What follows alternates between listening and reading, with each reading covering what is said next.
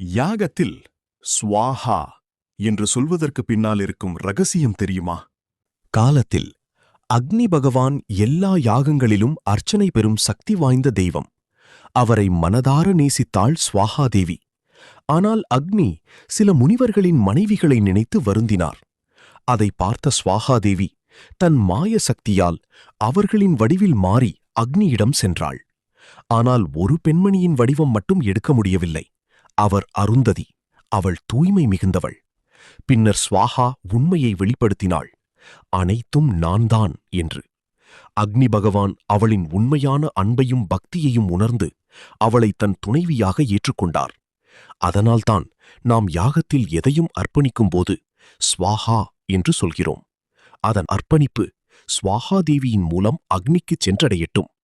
உண்மையான அன்பும் பக்தியும் இருந்தால் கடவுளும் அதை ஏற்றுக்கொள்வார். நம்புங்கள்.